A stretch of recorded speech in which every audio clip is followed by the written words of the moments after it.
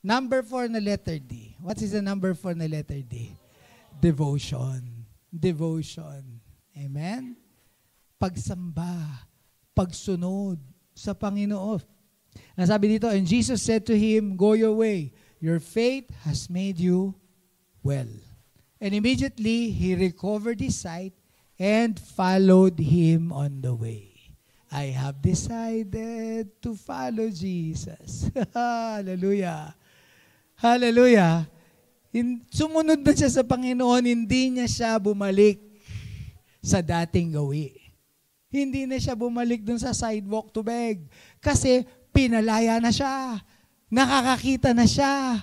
Siya yung sa Amazing Grace na I once was lost, but now I'm found. Was blind, but now I see. Siya yun. Tayo yun. Amen? Sabi mo sa katabi mo, tayo yun. Tayo yung blind spiritually before. But now we see. Thank God for His amazing grace. So what is our response? Follow Him. Be devoted to Him. Serve the Lord. Huwag mo nang balikan yung dati para dire-diretso na ang iyong kalayaan. What are the 4 Ds of deliverance? Number 1, letter D, decision. Number 2, determination. Number 3, desire. And number 4, devote. Let's all arise. Father, I thank you so much, O God. Alam ko po, Panginoon, ang lahat ng tao nangangailangan ng paghipo mo, nangangailangan ng kapangyarihan niyo, O Diyos. Sa umagang ito, Panginoon, it is not by might, it is not by power, but by your Spirit.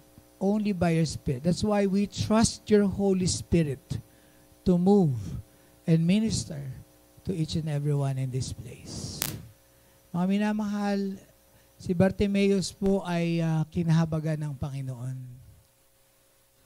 Tayong lahat, kahahabagan ng Panginoon. Only decide. Be determined. Desire to call upon Him.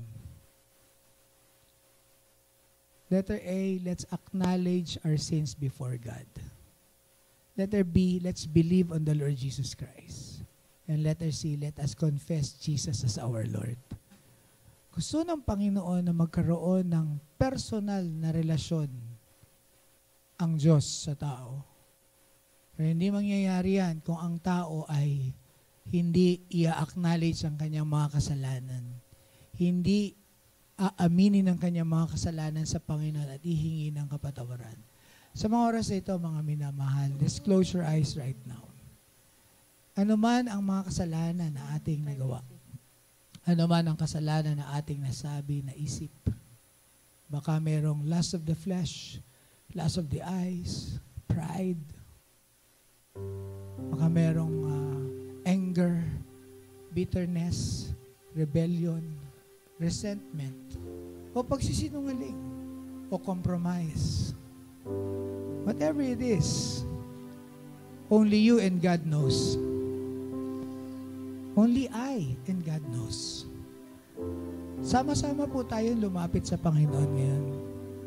Ipasuri natin sa Diyos ang ating puso. Katulad ni Haring David, sabi niya, search me now, Lord. Take away any wickedness in me. Oh, karabashandara makandak.